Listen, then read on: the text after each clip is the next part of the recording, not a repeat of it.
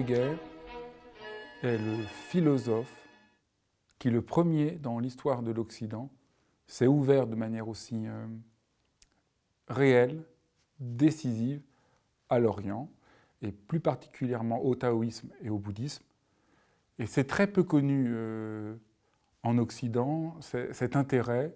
qui l'a conduit aussi bien à un moment travailler à traduire une partie du Tao Te Ching et de rencontrer un très grand nombre de porte-paroles du bouddhisme, de lire de nombreux textes sur le zen. Et je crois que son texte Dialogue avec un japonais est très emblématique d'un singulier renversement. C'est que c'est Heidegger qui pose des questions à un japonais plutôt que celui qui, étant du côté de la philosophie, essaye d'expliquer à l'autre ce qu'il ne sait pas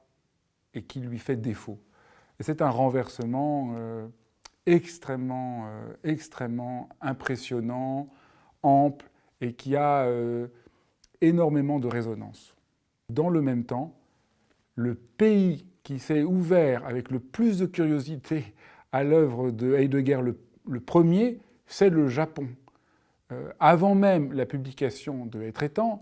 dès 1924, il y a déjà des premiers textes au Japon sur la pensée de Heidegger que certains Japonais avaient déjà découvert. Et puis, on sait qu'il y a 5 traductions de Être et temps avec des options différentes, ce qui montre l'extraordinaire richesse de lecture du Japon. Lorsqu'on demandait à Heidegger pourquoi cet intérêt, il y a évidemment d'infinies raisons qu'on ne peut réduire en une seconde, mais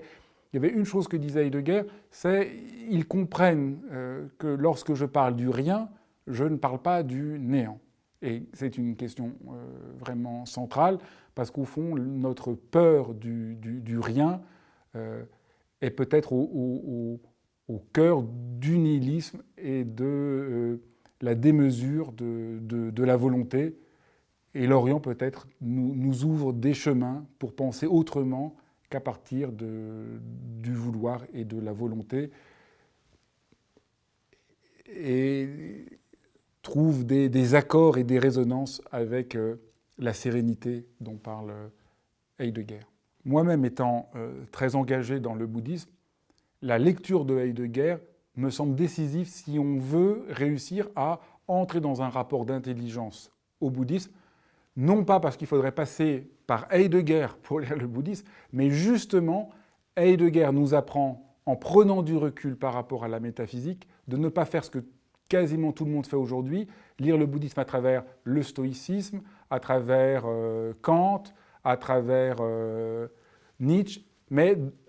Heidegger nous apprend à prendre du recul par rapport à notre histoire, de telle manière qu'on réussit à entendre réellement l'altérité de la pensée orientale. Et je crois que de ce point de vue-là, l'apport de Heidegger est énorme.